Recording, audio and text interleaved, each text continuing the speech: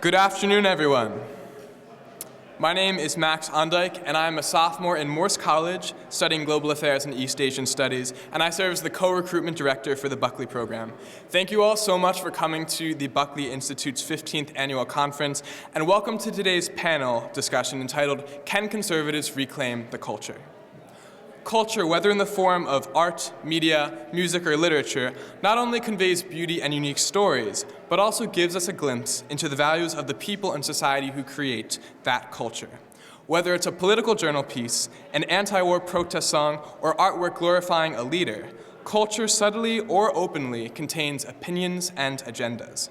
From Hollywood to the nation's newsrooms, culture within America over the past few decades has been strongly influenced by progressive ideology, while conservative viewpoints within these fields have been shut out or minimized. As a result, the news that we read or the art we enjoy only tells one part of a much larger story, with blockbusters and bestsellers convincing many that this narrow conception of culture is the only acceptable conception of culture.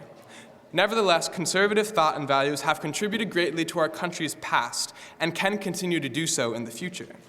Yet how conservatives can reintroduce these values into culture that is current and relatable for American audiences is a question that defies an easy answer. And is this political coding even the right way to discuss this issue? Allow me to introduce our panelists who are uniquely qualified to explore the issue of reclaiming the culture with conservative values. Jay Nordlinger is a senior resident fellow at the Renewed Democracy Initiative and a contributor to its publication, The Next Move. He's the music critic of The New Criterion and a contributing writer for The Dispatch. He also writes and podcasts on Substack at Onward and Upward. Eliana Johnson, class of 2006, is editor-in-chief of the Washington Free Beacon. She's a former White House correspondent at Politico. She previously served as Washington editor of the National Review, where she led the organization's 2016 election coverage. She has worked as a producer at the Fox News Channel, as a research associate at the Council on Foreign Relations, and as a staff reporter for the New York Sun, where she covered higher education. She graduated from Yale College in 2006 with a degree in history. Brian Allen has worked as an art critic at the National Review since 2019. Before that, he was the director of the museum division of the New York Historical Society, director of the Addison Gallery of American Art at Phillips Academy, and the curator of American art at the Clark Art Institute. He has a BA from Wesleyan University, an MA from Williams College, and a PhD from Yale University. At National Review, he writes on a range of subjects: museum exhibitions, the art market, museum finances and trusteeship, historic preservation, botanical gardens, art news, and, off and on, university malfeasance. He's not yet written about children's museum or zoos, though he's open to it. He's an old-fashioned generalist, but focused academically on 19th century American art. Please join me in welcoming our panelists for today.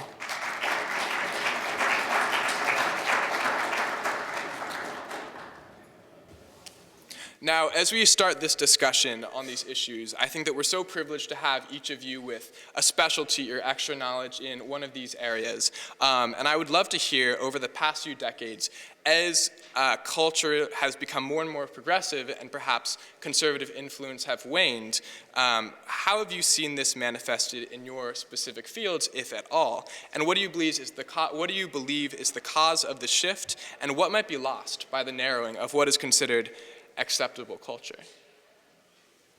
Me? Sure. Oh, well, hello. Hello, everyone. Max, no offense, but for the young, it's always year zero, you know? Things have never been worse. I thought that when I was in college. I thought that was the nadir, you know? So, and I hear the same things in the realm of economics. Oh, man, the young have it so bad today. And I wish my grandparents were here to respond. You know what I mean? So I'm just teasing you just a little bit. It seems to me that in many respects that the culture, broadly speaking, is more welcoming of conservatives than it was when I was your age. I think there's greater space for us, for example, on campuses and in the media and so on and so forth. So I guess my view is, victimhood feels good, right, often. My view is, if you have a grievance, be sure it's a justified one, And if it is a justified one, see what you can do with it and whether you can rise above it. And just be the best writer you can be, the best singer, the best painter, so on and so forth. And that may well command respect. And if it doesn't, screw them. You know, I think of the media. I think, you know, be careful what you wish for, but for many, many years, people like me longed for the proliferation and democratization of the media. Well, I think the most popular outlets today are on the right, aren't they? Fox News, The Daily Wire. I think the #1 podcast on, beg your pardon? I'm just kidding. You forgot an important one, you know? Oh, yeah, Eliana Johnson. Free Beacon. I'm sorry to say, I believe the #1 podcast on Spotify is Nick Fuentes. So I'm not entirely sure what you're talking about, but I can tell you this, that we can get into more of this later, that majorities always lord it over minorities, always. And minorities are most interested in pluralism, toleration, free speech, academic freedom. When they get into a majority, they may forget those things, you know, and it has ever been thus. And so conservatives are all for pluralism in left-dominated atmospheres, maybe less so in right-dominated atmospheres. I recalled something this morning, knowing I'd come here. I always think of Bill Buckley coming to Yale. He loved it so much, so much. He, of course, he made his first splash with a big book-long broadside against Yale. I don't know, I've never known anyone who enjoyed college more or to whom college meant more. He was always coming back here. I must have met a dozen of his classmates. You know, it was Yale this and Yale that. So do you recall what he subtitled his 1950 book, God and Man at Yale? The superstitions of, in sneer quotes now, academic freedom. And you know, you say, well, Professor Smith doesn't go to church. How can he teach at Yale? So, 10, 20 years later, the left is in the saddle. We're all about academic freedom and pluralism and diversity of thought and so on. Anyway, minorities, political or otherwise, always have to fight for their space. And I say, make inroads into established institutions if you can. Otherwise, build your own, which is possible in a free society. Not by me, I'm not entrepreneurial, sad to say, but I'm grateful for those who are, because they employ the rest of us. Thank you. Any objections, Matt? Feel free to argue. I think you made You are not a points. potted plant, young man. Yes, I appreciate that. I love your points, and I'm very excited to hear what the other panelists also have. Max Ondick of Bucks County, thank you very much.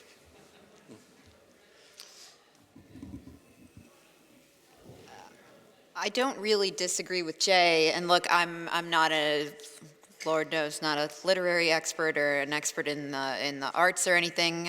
Basically, the only thing I know anything about is media and politics, but you know, the panel, I think, is called Reclaiming the Culture, and I wondered, like, you know, when did conservatives control the major cultural institutions in our country, really? Like, when did conservatives run the universities last, or the major arts institutions, or Hollywood? And, you know, and then I think in your question you said conservative influence has waned, but we have a Republican president, and Republicans control the Senate and the House of Representatives, and Supreme Court. And a Republican president has appointed several Supreme Court justices, such that conservative justices, as Jay said, have control the Supreme Court. So I don't think conservative influence in the country has waned, really has waned, but I do think You told me before the panel that you're a sophomore, that the perspective from the universities and, doing a lot of reporting on college campuses over the past 5 or 6 years, that the perspective from within the university is that conservatives are embattled, and that there's been a lot of turmoil on the universities, particularly in the wake of October 7th. But I think starting at Yale, it was actually before that. So I understand where the question is coming from in that regard. And what struck me, so it's a long way of saying, I'm going to answer the question speaking to the students in the room. And what struck me talking to students on mainly elite campuses between 2020 and now is a couple of things. One is that the kids who, I wouldn't even say a lot of them call themselves conservatives, many of them often say, I'm just not liberal, or I don't like that, but so I find myself affiliating with conservatives, is that they often are nervous or afraid that they're going to do or say something that will hurt their career by doing something right-wing. So for those of you students in the room, you guys are living in a little bubble on college campuses. Yes, college campuses are liberal, but disabuse yourself of that notion. I mean, don't do anything stupid, but that is just not the case. There are a lot of people out in the real world who are looking to support somebody who has a sensible, right-of-center point of view, and who are going to come, ready and willing to support the brave kid who stands up and does something courageous on a college campus. It is just not the case that, you can't stick your neck up and do something, say something, or, be provocative in some interesting way. The second, is just universities are not the world. You're not going to be actually many of the people who run, important businesses and important organizations outside of the university are dying to hire impressive kids who are willing to stick their heads up on these kinds of campuses. And many people said, we're not hiring from the Ivy Leagues anymore when they saw all the turmoil happening on these campuses, and would probably make an exception for some smart kid who was going to, stick his head up and do something interesting, on one of these campuses. So I would say, try not to feel so embattled, though the culture I understand on these campuses is liberal.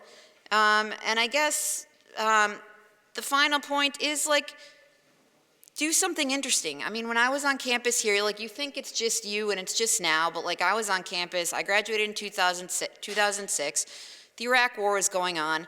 I look at what I'm doing now, which is causing problems for universities and being a pain in the butt and, and having a lot of fun. I was the underdog and the little guy then, and we're still that now. Nobody knows what the Washington Free Beacon is until we pop our head up and cause problems for Harvard and Claudine Gay. And that's a lot of fun. And I look at the student newspaper coverage of the Yale Daily News and the Harvard Crimson, and I'm just surprised that these guys are stenographers for the administration.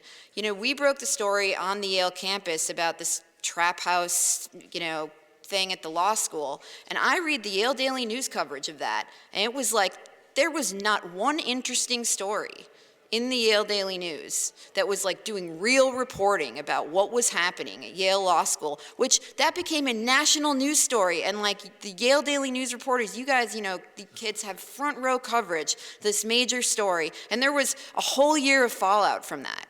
The dean of Yale Law School is no longer there. She's now running the Ford Foundation, but there were so many stories that came out of that. So for the kids interested in reporting, I would encourage you guys to do real reporting. That is countercultural, exciting stuff. And you create your own culture out of that. And there's lots of people on the outside who have real influence on the culture, who aren't underdogs afraid out there, who are looking to reward that. Thank you, Ms. Johnson. Well, it's good to be back near Yale and in New Haven. I'm one of the few Yaleys who is from New Haven, and so I consider myself indigenous. And but I did so. I've been going to the British Art Center since it opened in the 1970s, and I went this morning. It is a walk down memory lane. I love it. It was a wonderful William Blake exhibition, which is a very traditional art history. But then there was this appalling exhibition on Hugh Locke, who's an artist that many of you probably haven't heard of. So I hate to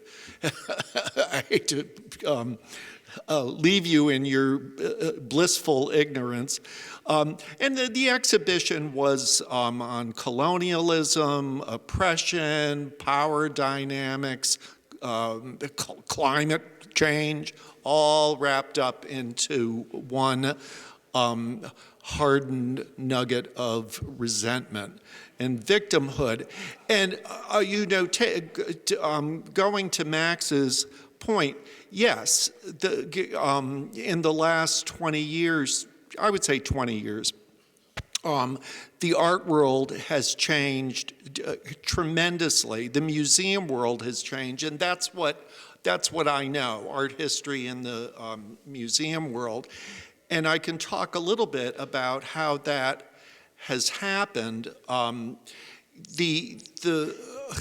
I was in graduate school here at Yale, and when I was a young curator, most of the art historians I knew, they didn't even vote.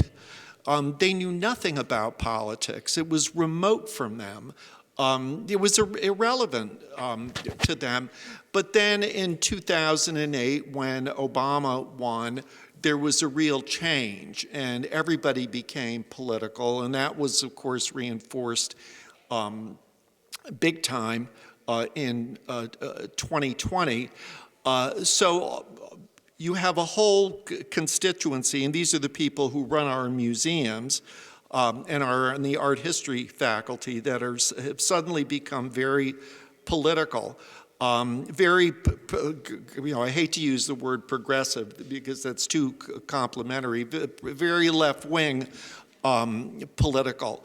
And I was a Republican when I was here at Yale, but we never talked about politics. And when I was a curator at the Clark, nobody talked about politics. And when I was a museum director, I never talked about politics with donors or with anybody else because that was off message. That had nothing to do with the museum. Now everybody on the left, that's all they want to talk about is politics. So that has changed the kinds of exhibitions that are shown, the catalogs that people do, the polemical quality of labels. And so for the last 9 years, I've been writing for National Review. I've been the one art critic who has challenged that. Lucky for me, I live on a dirt road in Vermont. Nobody can find me. So that is one thing that has changed. The other thing that has changed in art history, and of course curators are art historians, and museum directors, most of them are art historians. So they have gone through PhD programs. One of the big things that has changed is the infestation of critical race theory in the instruction of art history. That started maybe 20 years ago, 15 years ago. The race is everything dynamic, which has driven the content of many art history, not most, many art history classes. And it was very nice to see. This morning I looked at the history of art, Yale History of Art page on the website. And I can't see that at Yale in the History of Art department. It still is a pretty traditional History of Art department, but so many of them aren't. So critical race theory has bred a new kind of curator. a curator, and now it's becoming a museum director, who I see some exhibitions and I read some catalogs and I think these people must be bored with art. They want to be social workers, or go out and be a social worker, go out and be a community organizer. Good luck. So I've also seen art in museums, especially, become reduced to a prop or an illustration. And I think part of that is the instruction that curators have gotten for the last 20 years in graduate school. And so that has created the Hugh Locke exhibition that I saw at the British Art Center this morning would have been inconceivable 20 years ago. And it's not because the curators then were racist. I mean, we were interested in art and connoisseurship. And the exhibitions that we did, everything was driven by the art. I've done a lot of exhibitions that had race and class and gender as a theme, but the intellectual content always should spring from the art. But now I see in museums a lot of curators who they've got an idea. They've got it's like a dog with a bone in its mouth. And it's often a political idea that they want to make. And they look around and they think, oh, well, what art is going to allow me to make my point? And they sometimes shoehorn the art to make the point. It becomes very far-fetched. And of course, in 2020 with George Floyd, that intensified it to the point that in many museums there were staff rebellions over pushing the museums to be political, pushing a Black Lives Matter agenda in museums. And I called them out right from the beginning. Most museum websites in 2020, they slapped Black Lives Matter on their home pages, in big letters. And I had to remind them that Black Lives Matter is not a slogan. It's a brand. It's a business. It's got an agenda. And when you put Black Lives Matter on your homepage, you're endorsing it. And so I wasn't Mr. Popularity. The other thing that happened in 2021, 2022 is the unionization of museum staffs. And that really changed the dynamic because now the directors, who by and large have common sense, they're frightened of the staff. They're frightened of the young left-wing staff in particular, for all kinds of reasons. So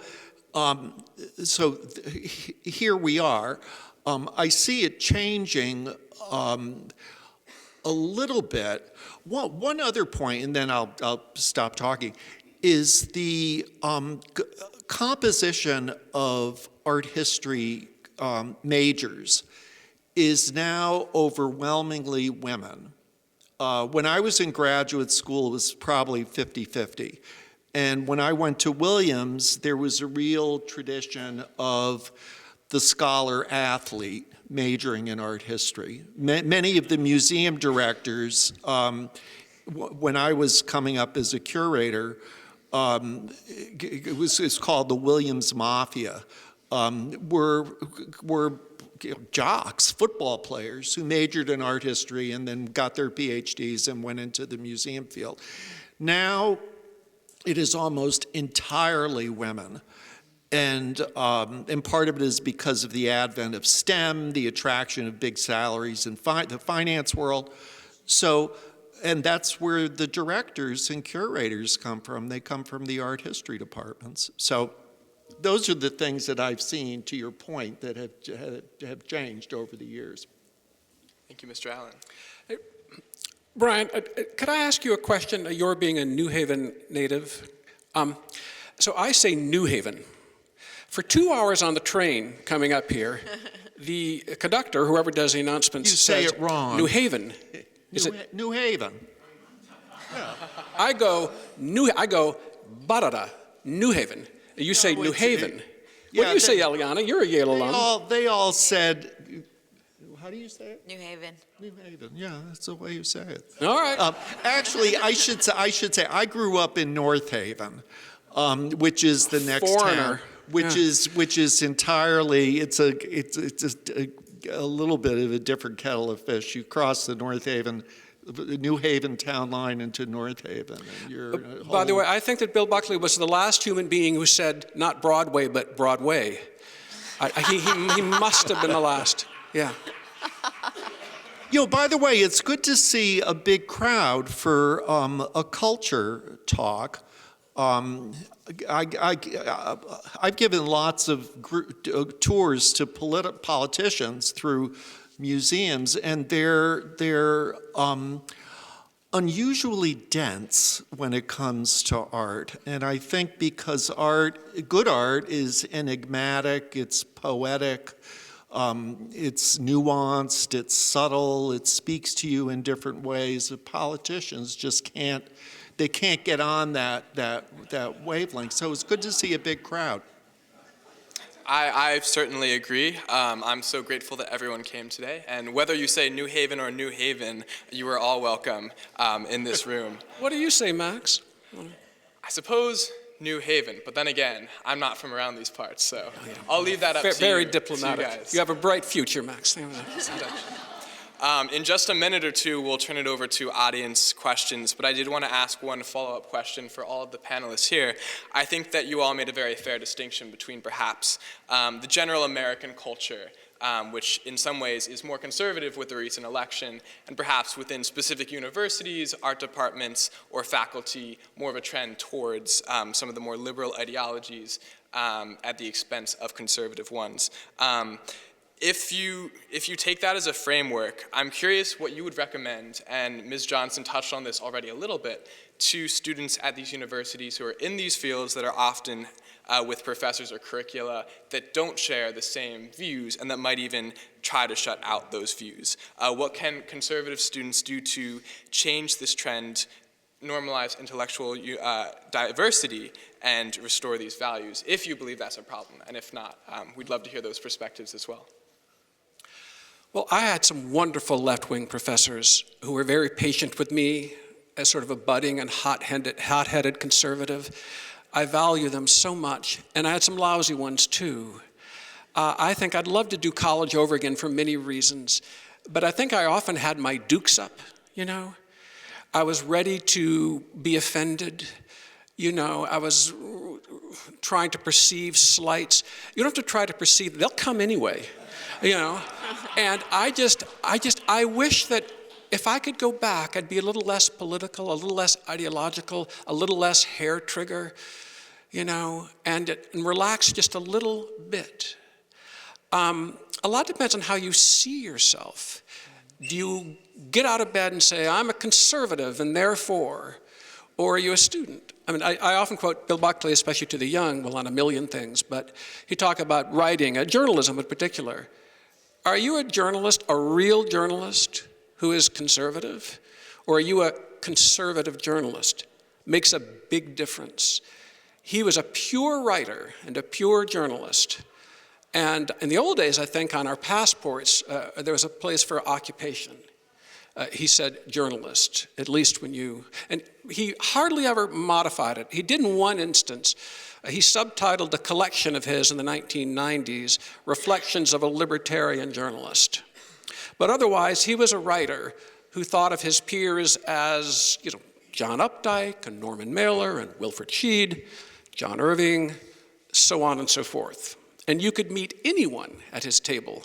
You know, Abe Rosenthal, the executive editor of the New York Times, Oz Elliott of Newsweek, David Halberstam, Morley Safer. Sorry for the young, these were all big, big names. It's big 20th century names. And they're basically left of center. He was big. He didn't want to be he didn't want to be confined to a conservative or right-wing ghetto. I was rather comfortable there for decades, frankly, but he was Joe Mainstream, who always wanted to write first for the New York Times Sunday Magazine, the New Yorker, Harper's, Esquire, on and on. Used to drive us nuts. We were the last publication he thought of. But so for being a student, I wish I had my dukes up all the time. And life will be incendiary enough. You don't really need to stoke it. So I would say don't think of yourself a victim if you're not one. And if you are one, see how you can rise above. And write good articles, write good books, write good papers, real papers, not conservative ones. This is the last thing I'll say in this subject. You'll understand this. I had a dear friend from Tennessee, older lady, and an excellent cook, wife of a friend of mine, Southern cook. And she served something once, and I said to her, Pat, is this Southern? And she kind of wrinkled her nose and said, no, but by the time I get done with something, it's Southern, You can't, we have a saying in music, you play who you are, or you sing who you are. Don't aim for it. My stuff's going to come out conservative anyway, most of the time. But it's not self-conscious, I think we have to decide whether we're going to be sort of movement foot soldiers or party activists or people doing what people do. This idea of reclaiming the culture. I don't think culture is something to be claimed or owned. We plant our flag, hell, it's mine, I often hear about taking over the department. But to take over the department, can't you just participate in it? No, you have to take it over. It's very Darwinian. You have to be in charge. You have to be in control. You have to own those people. Yeah, screw you, libs. And I say, let 1,000 flowers bloom. And sure, there's woke stuff. It's a free country. I just want room for other stuff. Certainly when it comes to universities, I like pluralism. I like a little of this, a little of that, but I think academics should be academics first and not ideologues. Sometimes they won't let you in, and you have to fight. Well, or build your own. This is why Jewish country clubs exist, by the way. No one said, we Jews ought to have a club of our own where we can play golf and swim and play tennis. No, the established clubs wouldn't let them in. So, same with conservatives, and you build your own when you have to. But it's a beautiful thing to make inroads when you can. So I'll give the most boring of all answers. It all depends. It all depends. You just do your very best, and if you have a door slammed in your face, go to another house. That was awfully platitudinous. Improve on that, Eliana, please. The question is, what do you do if your professors are so left-wing, basically? Yes, yeah. Okay, I like this question. Kind of like, what do you do if you go to college? Yeah, people are often surprised when somehow they say, where did you go to college? And I say, I went to Yale, and they ask me what my experience was like, and I say, it was amazing. And look, I'm old, it was a long time ago. However, my 2006 20 years graduate, ago, please. But my guidance to the students in this class, look, so I took directed studies my freshman year, and that was a gift in the sense that it exposed me, because there were lectures from different professors every week. It exposed me to lots of different professors, and I came away from that program understanding that any professor can make something I thought would be interesting boring. Or like a bad professor can make something I thought would be interesting boring, and a good professor can make something I thought would be boring really interesting. And my advice to the students in the room would really be there's been this academic trend toward hyper specialization, and you can take a class on Indonesian basket weaving in between 1772 and 1775. It would be you only have 4 years to study the most amazing books that have ever been written, the most amazing art that's ever been made, et cetera, et cetera, et cetera. The biggest wars in history that have ever been fought, and you're at Yale. You literally have some of the world's leading experts on these things. And so I came in basically with the attitude that I don't know anything about anything, and I have 4 years to try to learn something about something. And I tried to educate myself on who are the leading scholars here and what are they teaching, and then just to figure out what are the big things I should be learning about, and to avoid these hyper specialist classes. And then I think you will find that these people here who are the giants in their fields, they also really care about their students, and they're not going to be I have no idea what their politics are or how they voted, but I found that sure, you might not agree with their political take on one thing or another, but the materials themselves are so good that the other stuff doesn't matter so much. And most of these professors are wonderful. At least that was my experience. And I also found that they cared enough about their students. I remember my dad saying to me, you should go to a college, a small college, where it's really going to be about the undergraduates. I found that Yale was a place like that, where professors really did care about the undergraduate students.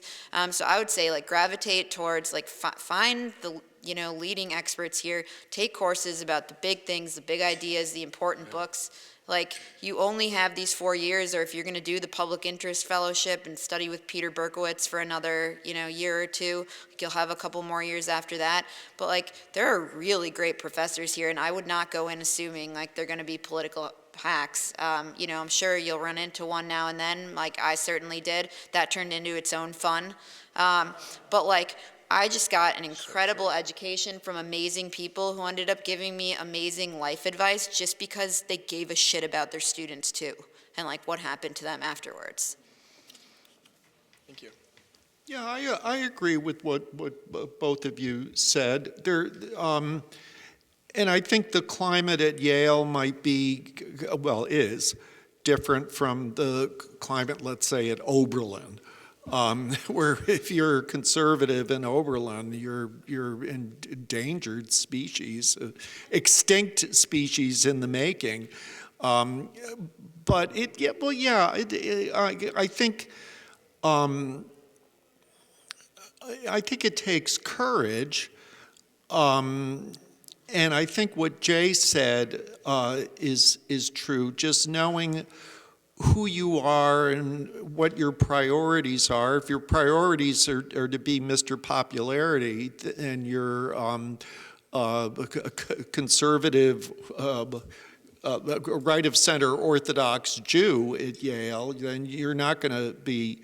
You're going to find it an uphill fight. That was basically me, except the Orthodox part. All right, yeah. I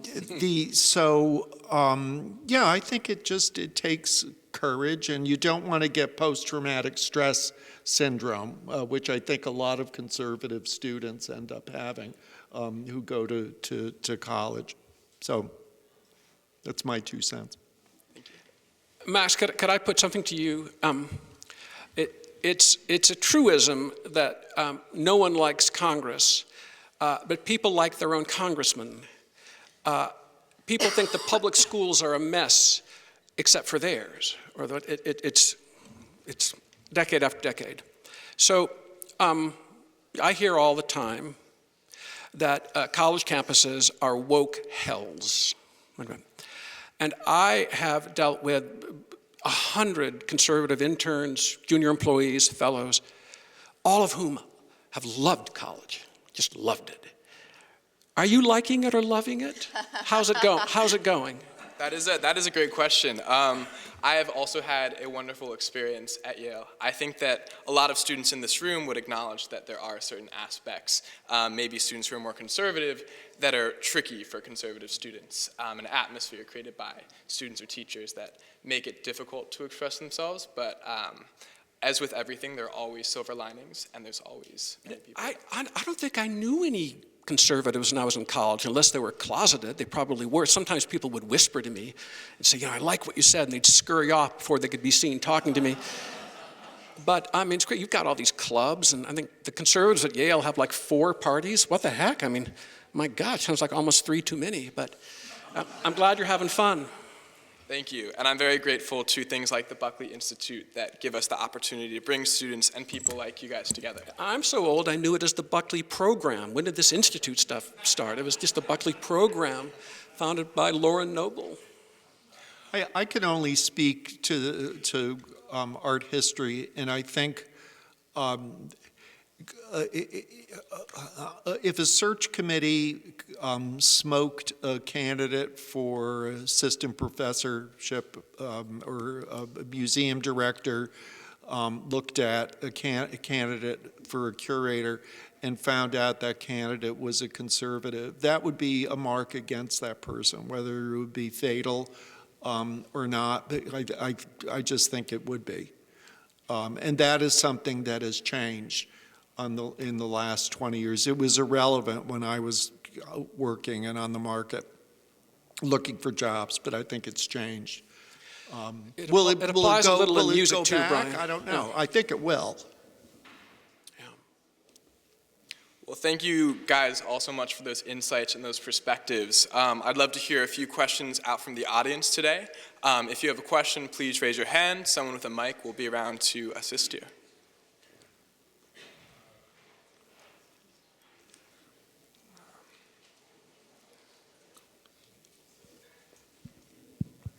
There we go. Hi, my name is David. I'm also a sophomore in the college. I'm actually in class with Max. And my question kind of pertains to the class dynamic that we have together. This kind of harkens back to what Mr. Allen was saying about the future of art history majors being predominantly women. This also perhaps is a question that exists within this kind of like elite college bubble, but the conservative liberal dynamic seems to be almost a gender dynamic as well, where it's a very like defined split between, in most conservative spaces, you have majority men, and then perhaps the occasional girl is in the space. But like, I'm wondering, how does this discussion, is it worth having when we're talking about the culture war and we're talking about how conservatives need to like reclaim space? How does the role of gender factor into this discussion? I would say that man is a tribal animal and a factionalizing animal. I remember many years ago, I was a guest at Hillsdale College, the conservative college in my home state of Michigan. And I was meeting with a group of students who were having dinner. And I said, well, you know, you all are conservatives. Do you have any fights? Oh, yes. The conservatives hate the libertarians, and the Catholics fight with the Protestants. And I thought, oh, great, religious wars as well. And so there's a marvelous volume, an intellectual autobiography by Mario Vargas Llosa called The Call of the Tribe. And he asks us to resist the call of the tribe, which is very, very hard to do because it's not natural. But yeah, there are these pods and right-wing men and left-wing women and so on and so forth. But I'd say if you can be a person first, a human being first, without abandoning anything you believe, that might stand you in good stead. It won't do it all, but I think it's a good place to start. And I should practice what I preach, which I sometimes forget to do.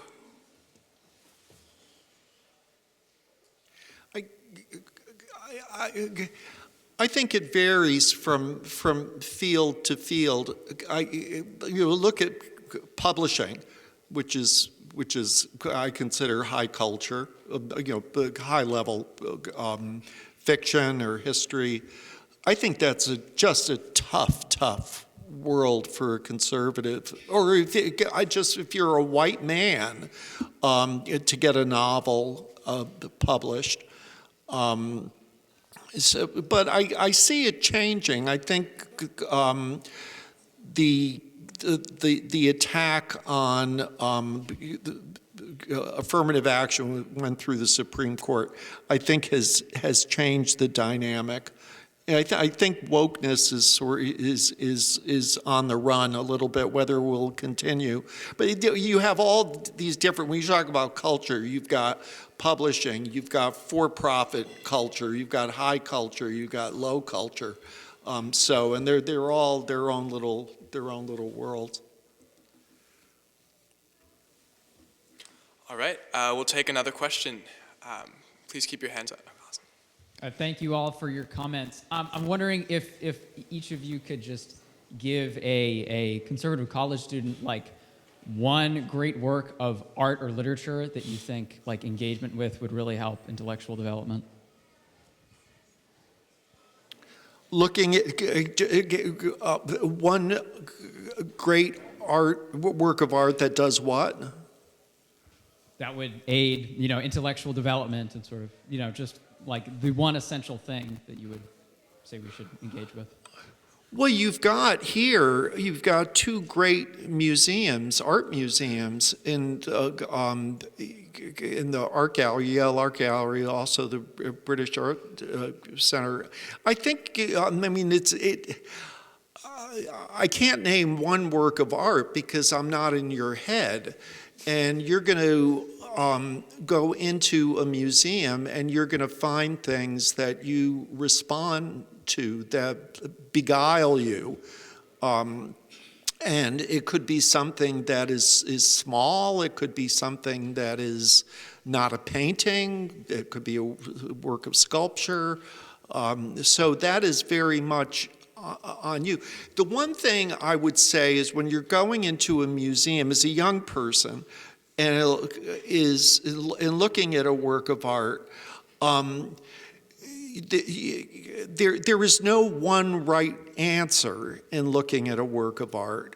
A great work of art will always be a conversation with you, a back and forth with you.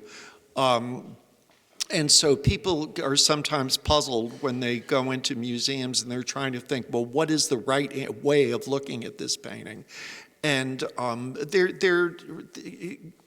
you bring to a work of art your experiences, your life, your mood on a given day. There are works of art that I had one take on them 30 years ago, and now that I'm so much older and have a lot more experience, I have a very different take on it. So I can't really say, but one thing for the students here is make sure you go to the art gallery and the British Art Center, because those are two fantastic institutions. Just don't go to the Hugh Locke show. But on top of everything else, it's so boring. It's so boring. All this stuff is just so one-dimensional, and you can sum it up in 30 seconds. And so I don't know why. I just don't know why they're doing it. It's a fad. It's a fashion. It makes them feel good. Don't think you can go wrong with Thucydides for matters of statecraft and anything Donald Kagan wrote about him. If you want to start with the one volume on the Peloponnesian War, it's a great place to start. And in literature, I think any work by Jane Austen is wonderful. Also recommend War and Peace. I could never have gotten through that without taking a class. I took Vladimir Alexandrov's class. I'm not sure if he's still teaching, but that had an enormous impact on me. Did you have Donald Kagan, Eliana? I did. Oh, man, that's wonderful. My friend Eric Simpson says I majored in Kagan. Wonderful. By the way, the highest compliment I ever heard given to an author, Morris Bowra, the Oxbridge Don, someone said to him, well, you don't read novels. He said, yes, I do. I read all 6 of them every year. He meant Jane Austen. What a tribute to a writer. And Buckley was a big fan. Yeah. Bill Crystal told me once, because I couldn't quite get with Jane Austen, get a really good copy of Mansfield Park, not a cheap paperback, but a good hardback copy, and really spend time with it. And I did my best, and it's just, I have time. Have you tried Emma? I watch movies instead. I watch Okay, Merchant you watch Ivory Clueless? Oh, absolutely, I watch So, Clueless. okay. Yeah. Is that when the girl says, as if? Yes. Oh, I love that movie. So recently I was on a college campus speaking to students in what they call their lyceum, and I was supposed to give them reading in advance. I didn't want to, because I never like receiving readings myself. So I gave them brief things, very brief things. I wanted their assignment to be no more than 20 minutes, and I found it on my phone. I say, listen to this chorus linked by Mozart. It's from Davide Penitente, but any good Mozart chorus will do. I said, watch this little excerpt from Swan Lake, Tchaikovsky's ballet. It was the pas de quatre, the dance of the babies, just 2 minutes. I then listened to a piano transcription of the same by Earl Wilde. 2 minutes, don't gorge, don't do too much. Tastings. I had them watch a very brief, funny, and bawdy, these are college kids, I had them watch an excerpt from Twelfth Night. I said, find a painting, any painting, by Diego Velázquez, Jan Vermeer, and Winslow Homer, one by each artist. Look at it. Read about it if you want. Otherwise, look. I had them read one poem by Yeats, very brief, The Cloths of Heaven, which will just kill you. I had them, it's been set by many composers. I had them listen to one setting of it by Thomas Dunnell. And then I returned to Mozart saying, just listen to the overture of The Marriage of Figaro. I mean, go on with the rest of the opera if you want, but just the overture ought to do it. So I like bites. And one book, it's not on my list, but you know the expression, you see it on social media, it's all there. Well, in no place is it all there, except the Bible, and it's never all there. But very close to being all there is what is contained in Stefan Zweig's memoirs, The World of Yesterday. Stefan Zweig, The World of Yesterday, written in the late 30s and early 40s and ripped from the headlines. This man was wise. So that's all I got. Sounds like we all have some reading, music, listening, and art viewing to do. We'll take, I think, one more question for today. Thanks. Great discussion. Thank you all. I have a question about academic diversity, especially in the liberal arts. You know, I agree with Jay. It's not about replacing the libs with the conservatives or replacing Tribe A with Tribe B. But you'll look at the survey data in the liberal arts. I mean, the ratios of conservatives to liberals at best is maybe 1-8. It's often 1-20 or 1-30. Where it is pretty clear that it's very hard for a conservative scholar to get picked up by a history or sociology department these days. And then you look at why the campuses have pockets exploding, cheering for Hamas, denouncing the founders of America as fascists, and things like that. And you say, there seems like there might be a bit of a correlation there. How can we get to opinion diversity in academia again? It seems to me you do need some pressures beyond just a free market and ideas to do that. You got the President's Compact, maybe it's overreach, but what can we do? Because it doesn't seem like just sitting back, we're ever going to get there again. Well, there's so many different colleges and universities, and the temper in each one is its own thing. I'm a big believer in the trustees and the president sending a clear message, because they influence the hiring philosophy of the departments and what kind of behavior would be tolerated on campus. And I think many trustees have failed. And of course, the problem now is so many of the trustees are rich, limousine liberals themselves. There used to be, until maybe 10 years ago, a balance. There were most of the trustees were Republicans, but now that has changed. But it really starts with the messages that the trustees and the president, and that trickles down to the deans and the chairs of the departments. So I think that's one way to change things. It takes time. It'll take years. I'm happy to take a stab at that.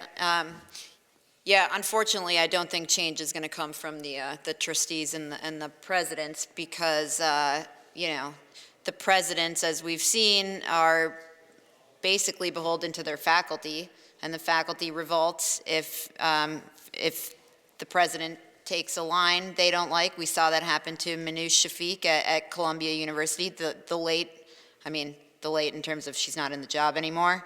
And in many cases, the boards of trustees, they're weak, and they agree with where the president wants to be and where the faculty members are. In many cases, I've spoken to these people, I have a pretty good sense of where these people are. They are not aligned in the direction of change and pressing for ideological diversity. However, I do think incentives are changing on college campuses. Absent that, forces are being brought to bear on boards of trustees, on university presidents, and through that, on radical faculty and admissions departments who are admitting students on the basis of their insane political activism. One of the forces is news coverage that started to shine a light on what's actually happening on elite college campuses across the country. It certainly happened at Yale. It happened at many other schools, happened at Harvard. The second is congressional hearings. If you don't think those congressional hearings in the wake of October 7th, where 3 university presidents sat and said they weren't quite sure if calling for the death of Jews amounted to harassment, if you don't think those mattered, that certainly brought scrutiny to bear on college campuses and focused the national attention on the type of people who were leading universities and on the double standards at play. It's not necessarily that they should have said that was harassment. It's that so many people knew that people were being called in, that students were going through trainings and being told you can't fat shame someone and you can't call somebody by the wrong pronoun, that's harassment. But we can't say, globalize the intifada or calling for the death of the Jews. We're not sure, it's context specific. People understood there was a major double standard at play.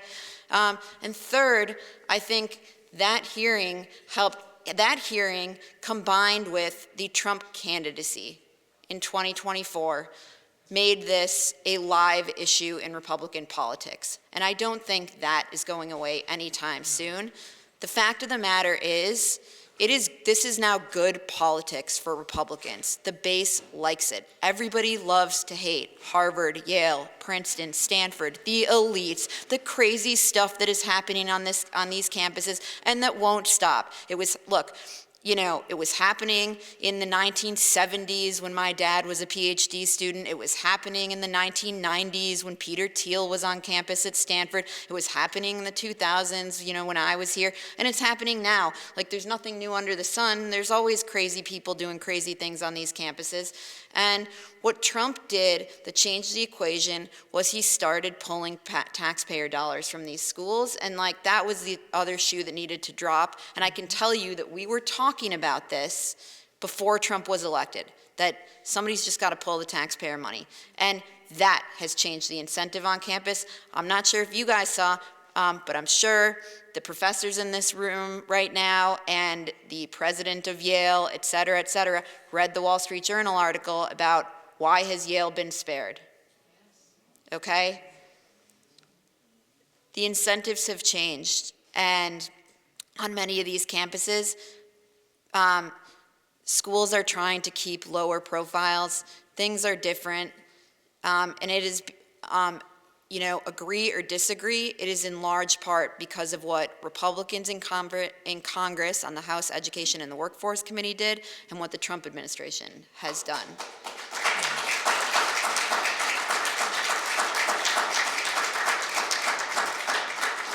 And I hope I agree with everything that you said, and I hope they cleave to the line. One of the things about Trump is he doesn't have the longest attention span in the world. And, he had this staff member, he put her in charge of scrutinizing the Smithsonian, which is a very, very left-wing place. And I've written a lot about the Smithsonian's woke exhibitions. And but now, and she did it. She was making some progress. But now he made her the U.S. attorney, and she's indicting people in Virginia. And the whole museum thing, cleaning up the museum wokery in museums, has now been dropped as far as the White House was concerned, and that's too bad. I hope they don't do it with the universities too. The universities Harvard, their philosophy is they're going to wait Trump out. That is they figure he has 2 years, he has 3 years left to go. They are going to wait him out. I think that's right, but there will be another Republican president one day. There will be another Republican Congress. Like, the issue is not going away. I hope it doesn't go away. I'm cautiously optimistic. Now, remember, about a month ago, 2 months ago, Trump said that, a deal with Harvard is going to be announced in a couple of days. Well, that didn't happen. And I think Harvard is looking at a Democratic Congress coming in next year and repealing their endowment tax, but I think they're torn. There's a constituency that now exists on campuses because of the cuts in money for medical research. So all the hard science people are. I hate to interrupt. We have the next. We might be a one. little bit over time. Yeah. I'm so sorry. I'll be very, very brief. I think universities should hire good teachers, good scholars of whatever political coloration. I think discrimination against worthy scholars because they are conservative is disgusting. I think maybe even more disgusting is discrimination on the basis of sex and race, which I hear a lot about. It is illiberal and un-American, and I think ought to be illegal. And I think that we the public, in this case, as in so many others, ought to vote with our feet and be careful how we spend our tuition dollars. I think this has been an incredible conversation. Thank you guys so much. Thank you. I hope everyone will stick around for our next debate in about 10 minutes. So thank you guys so much once again. Thank you.